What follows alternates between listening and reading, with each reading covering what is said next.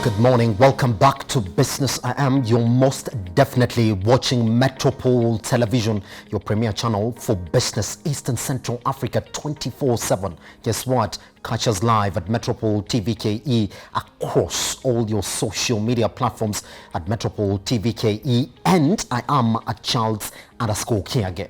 So the question becomes, after the budget reading, is how do you position yourself within this budget? Which businesses take a hit, which ones get a reprieve? That's the way you know where the government is stressing its focus on.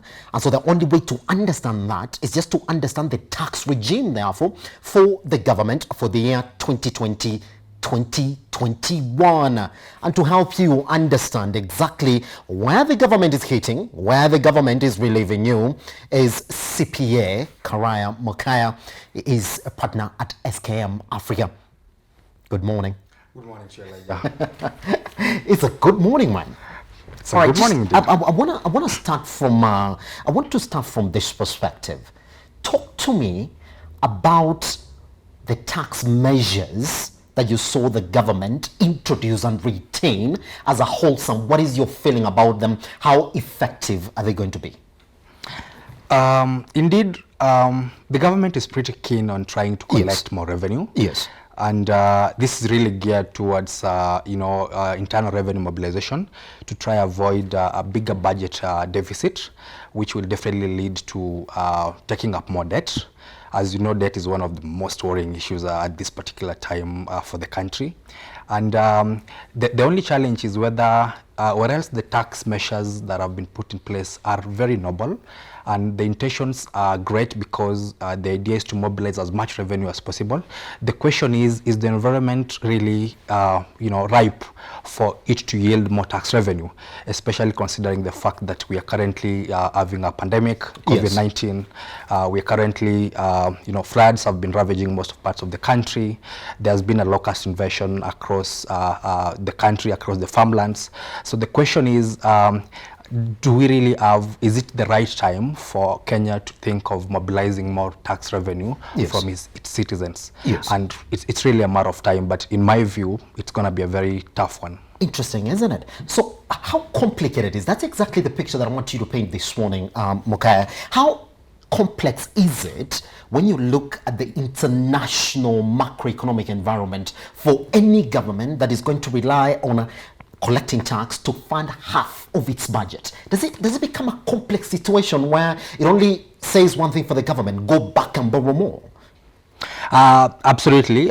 Elijah, you're very correct. It's a very complex environment we are at the moment. Yes. And we are not currently in this alone. It's actually a global issue. Yes. Perhaps the only way out is governments across the world needs to consider taking up very serious austerity measures, which will try to see reduced expenditure, both recurrent and development. Yes. And try to live within their means. For us in particular, we need to live within our means. Yes. So for instance, our budget is 2.7 trillion. Out of which we are targeting to fund 1.6 trillion from internally generated revenues. But as we mentioned just a while ago, it's going to be a very tall order to try to collect 1.6 trillion from a very depressed economy, from a pretty shrinking economy. Yes. And the worst thing is, we are not sure how long this pandemic is going to be with us. So if this situation goes on for a long while, then it means the supply chains globally are going to take time to open up. Mm-hmm. That has an impact on flow of trade and capital, and that has an impact on the revenue generated, yes, and therefore tax to be collected by the government. Mm-hmm. So it's going to be a tough one. I think first and foremost, there are in my view, three approaches the government is to consider. One is for developmental projects, if they can embrace what we call PPPs, public-private partnerships. Yes. So that instead of the government allocating a very big chunk of its revenue to development, they bring on board private sector to try and see whether they can be better partners in this, and therefore their contribution will only be providing a facilitative environment. Yes. Number two, we need to see a big slash on government spending, especially on recurrent expenditure, like trips and travels to offshore for trainings, for benchmarks, and such kind of things. We need to see the civil budget, especially for the salaries and wages, come down quite significantly. Pecs which were a bit extravagant being cut, so that effectively we have a reduced budget, a reduced costing, which then spells to the budget. The other thing is the government can consider selling out some of their stake in private companies. And it has been that's a conversation, but it has never happened. Mokaya, even if you talk about it, there is just a whole struggle from the government just to manage their recurring expenditure and payment of salaries, and especially now what you're talking about, the sellout of the stake in some of these government agencies that we do know. Quite interesting, isn't it? Sure. All right, now I just want to take you to the next place, therefore, tax, digital tax. The 1.5%. Is it that simple? 1.5% on all your digital tax earnings? That's it? Pretty much, government takes it back to the bank. Is it that simple? When we do know that even global superpowers like Netflix and Google have been going on with conversations about exactly how they're going to approach this issue for taxation in the country. It's a very complicated space, to be honest, and not even the countries with the most sophisticated tax revenue models have been able to arc, taxing the digital economy or the digital space. But important to say is the fact that most of the companies which provide digital services through the digital market or through the digital platform sit in the US or are resident companies in the US. And what we have seen, Kenya is not the first country to initiate this discussion of trying to bring about digital service tax. Already France has taken it up, UK is taking it up, and so on, and a couple of other countries in Europe. But what we have seen is a lot of backlash from the US to countries which have taken up this particular route of trying to tax their digital services. Right now, from around January 2020, what we have seen is when France was proposing to tax all digital services provided by digital companies at 3% of their gross revenue. And from France. And the companies that are affected is Netflix, Amazon, Facebook, Google as well. And Google as well. And guess what the US did? US said, fine, you're going to tax these companies, then we're going to raise tariffs for all goods that come from France to the US, which is really a retaliatory sort of approach. And what the president of France said, we're going to hold on, let's get into a discussion and try to get into a, But what is really more interesting is the fact that France is a developed country. France has muscle to bully US to some extent.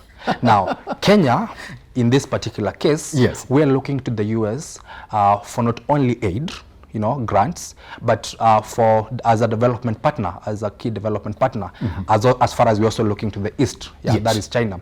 And if you look at it quite critically, currently we are negotiating what we call a free trade agreement with the US.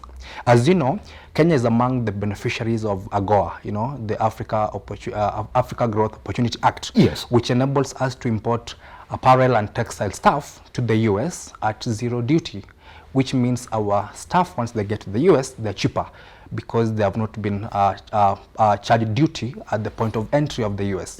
Now, if we are gonna push US to try and tax companies that are resident in US, then we are putting into jeopardy some of these arrangements we are currently in, especially the free trade agreement. Interesting, because now that throws us into a very complicated space that is even hard for us to navigate, isn't it? Absolutely. All right, now I just want to take you to the next one now.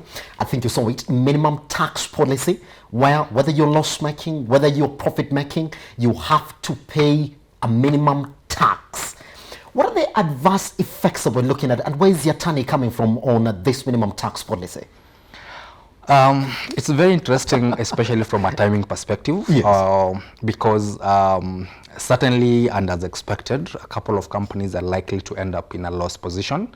As you see, there's suppressed spending not as so much often have you been visiting the malls as before COVID. Yes, yeah, yes. And that gives it brings it home in terms of the impact COVID has had even on us, on our spending capacity. Yeah, Yes. And if we're not spending, then it tells you that ideally the people who could have consumed, who would have offered you services, are not able to do that, Yes. which means their revenues are really going down. So most companies are likely to be in a loss position, especially aviation industry, the hospitality sector, the hotels, the travel agents, the tour guide, the tour companies. Most of them are likely to end up in a loss position. Even for manufacturing companies, if you are not aligned to what is deemed to be necessities for COVID, yes, then as well you might not end up in a profit position, which means you'll be in a loss position. Yes. And therefore minimum tax applies. But let's take here for a minute. So minimum tax is it's not a very unique tax to Kenya, because Uganda is already levying minimum tax. Tanzania has been trying to introduce minimum tax for a while now. A couple of countries, or US, has what we call alternative minimum tax. So minimum tax is tax which is payable by companies, especially if you end up in a loss position. But for Kenya, there's a rider. If you're not in a loss position, which means you're in a profit position, but the tax you pay under the ordinary model, that is 30% of your taxable profit, is less than 1% of your turnover, then you pay 1% of your turnover. So it's the higher of 1% of your turnover or 30% of your taxable profits. Yes. Whichever is higher is what applies to you. Yes. But if you're in a loss position, automatically you do 1% of your turnover. Losses, isn't it? Yeah? Yes. Yes. Now, what is the concept behind minimum tax? It's very simple. If for small traders, the SMSE, the small, micro, and medium enterprises, yes. if they are paying turnover tax at 1% on their gross turnover, then it's only fair for big companies, irrespective of their performance at the bottom, to pay minimum tax. So it's trying to bring equity, fairness, and some form of a level playing field yes. for all players in the market. Interesting. And of course, mobilize more revenue. And mobilize more revenue, which is the major reason for all this, isn't it, that Yatani is doing. Good. Now, I gotta talk to you about this. Voluntary tax disclosure. They're saying, we ain't gonna penalize you. Just come here, declare you've not been paying taxes, pay your principal amount, and then continue paying it. That period will be open for 3 years. Do you think, from what you said in this morning, that this is going to work sort of to improve KRA's chances of collecting more taxes and also to get more people under this tax bracket that we're talking about? I mean, penalties gotta be there if you're scaring people to pay tax. Yeah, so the voluntary tax disclosure mechanism is yes. really a tax amnesty program. Yes. And recently we were running a similar tax amnesty program. Which did expire, isn't it? Which did expire. Yes. And where the uptake was extremely low. People didn't really take it up, perhaps because of the complexities that came with the guidelines. Part of what you were required to do for you to qualify for the amnesty was to repatriate your assets. So if you have assets sitting in London, then the expectation is you need to bring them back to Kenya. So yes. It wasn't really clear if you own some rental property, then do you dispose it off and then repatriate the proceeds of disposal to Kenya, or what really happens? So there was generally a very poor uptake on it. Now, this one that is being introduced, the proposed date of the proposed effective date is January 2021. It's going to run for 3 years. If you basically what an amnesty does is, if you enroll to the amnesty, then you are forgiven all your penalties and interest, as far as you put all material facts on the table. Yes. That is, you declare all the principal tax due to the government. Yes. Now, if you declare in the first year, that is 2021, and pay the entire principal, then you will get 100% remission or 100% forgiveness on your penalties and interest. If you declare in the second year, in this case, which will be year 2022, yes. then you get 50% remission of penalties and interest, which yes. effectively means you pay the principal and you pay 50%, and then you pay 50% penalties. And interest. Yes. If you declare the third year, you get 25% remission of penalties and interest, effectively meaning you pay principal Yes. and 75% of the penalties and interest. Pretty much. Now, this thing will work 5 years going back. It doesn't cover the period commencing 2021 going forward. You will not be eligible to the tax amnesty program or the voluntary disclosure mechanism if you are currently undergoing a KRA audit or a KRA investigation. Pretty much, isn't it? And do you think, therefore, that this now, therefore, is going to help KRA sort of net more people coming in now to sort of declare their taxes and say, well, there's an open side for us now to get this in without much penalty? Absolutely, it's expected that upon introduction, at Yes. least for the first year, Yes. we are gonna, for the first 3 years, most guys are likely to go, if for guys who are willing, they're likely to go for it in the first year. Yes. That is 2021. We are likely to see a spike up of tax revenues because penalties and interest can be quite a junk of in terms of revenue. So guys are likely to take it up, but going forward, Yes.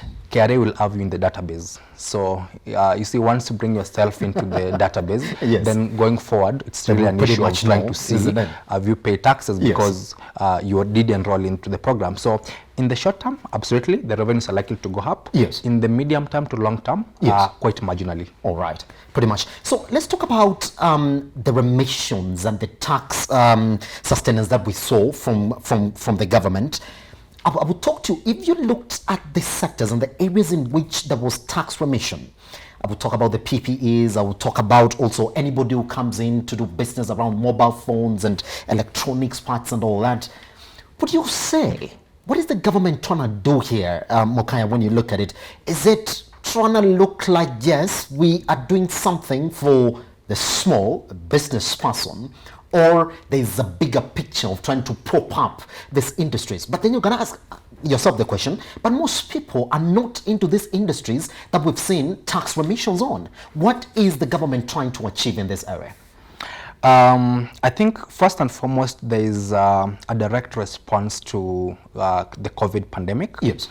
If you look at the items which have been provided with the tax remission, Yes. what we call duty remission, and which is provided under the duty remission scheme, there's apparel, there's protective PPEs, the personal protective equipment, Yes. the sanitizers, there are masks. So any person who makes, imports any raw materials Yes. that are used in the manufacture of those particular products, then they are not liable to paying duty. Yes. Which means now it's cheaper for you to manufacture those particular products. Yes. Now, so first and foremost is to try and ensure that we have sufficient stocks in terms of these PPEs, in terms of sanitizers, masks, Yes. whatever we need to fight the pandemic. And two is to ensure that those particular sufficient stocks can be reliably manufactured locally. Yes. To ensure that there is continuous flow of the same products into the local market. Yes. Of course, number two is to try and ensure our manufacturing sector. It's among the worst hit. Yes. Yeah. Right now, as you know, we have been importing quite a lot of PPE, a lot of sanitizer, a lot of masks from China. Yes. And there's a word in town that China is the gross beneficiary of this COVID because immediately they were out of it. Yes. They started manufacturing most of the products that are used to manage COVID-19. Yes. Now, it's a short-term, my view, because COVID might be here with us for a short term. Yes. And as far as people invest in this, they're likely to leap, and the government is facilitating investment to this. Yes. And by the way, Elijah, the government's intention is to spur manufacturing so that it can contribute at least 15% to the GDP. Yes. By 2022. Currently, manufacturing is contributing around between 9 and 10% to Yes. the GDP. Yes. Agriculture is the biggest at around 30 to 34% thereabouts.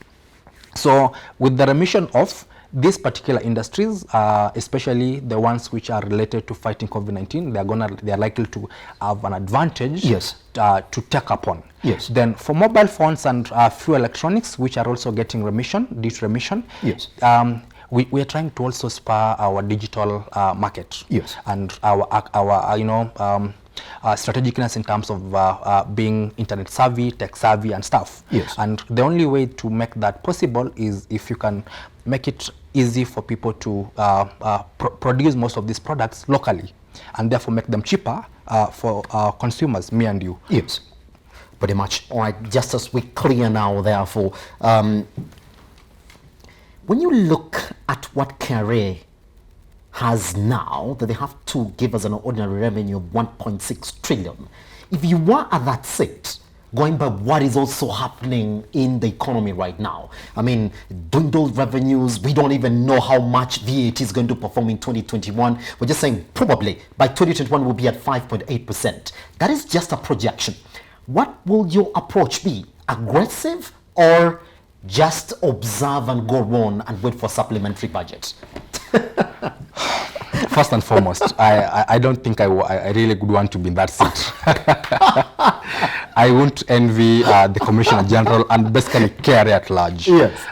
Because you are chasing an economy, you are chasing taxes from an economy which is really depressed, yes, which is shrinking, and which is tagged with a lot of uncertainty and anxiety around COVID-19. But not only COVID-19, with other natural, disasters like, floods and the locust invasion. Yes. And the priorities of people are really different at the moment. People are trying to preserve whatever they have in anticipation of what tomorrow holds. But I think there's also another challenge. The attitude of Kenyans towards paying tax is not really the best.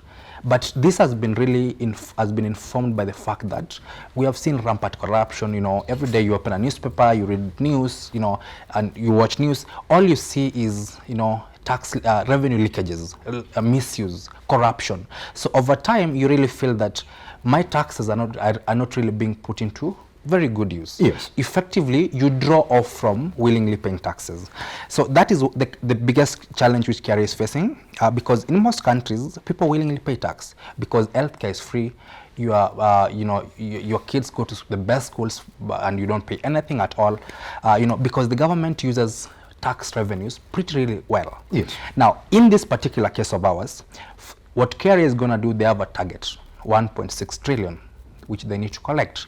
If they fail to collect 1.6 trillion, then the deficit, we are gonna, fill it up with debt. But before KRA and before the treasury goes there, before the government goes there, they're gonna press KRA pretty hard. What is KRA gonna do? For me and you, we have to really tighten our belt. Very aggressive tax mechanism through tax audits, KRA tax audits, investigations, tax demands. More than ever before, we are likely to see so many taxpayers really being pushed to the wall to try and comply with the tax legislation. But this is my proposal to the CG and the KRA officers. We need to be very innovative. There's this particular segment which we feel has not been paying their fair share of tax, the informal sector. The timing is not right because even them, performance-wise in business, it's really low, but this sector needs to pay the fair share of tax. How do we do so? We need to have very revived ways of dealing with them, very innovative ways of dealing with them to bring them to the tax bracket. The digital tax, service tax, we need to get ways of, slowly but without really provoking the US and other countries which are resident for these particular companies to play along for us to collect taxes from these digital companies, which is going to also contribute to our revenue basket. My views. Pretty much. All right, Mokaya, always a pleasure to have you around. Thank and now you. for anybody who needs to know exactly how you're going to balance yourself therefore within this tax regime 2020, 2021, how to actually get your tax approvals and all that, you do know what to do. SKM Africa, or you can talk to us directly and then we can give you a direct link to CPA Mokaya, who's going to tell you exactly what your business dates. For now, my name is Simba Elijah Charles Kiage. We take a short break, but once we come back, we are not done with the budget because we're looking at the financial services sector. How much is it going to be a contribution to the document 2020-2021, and is it proper the way Ukuri Yatani did paint it the other day? Just immediately after the break, we do have the CEO, Miradi Capital, Abraham Medhogo, walking into the studio.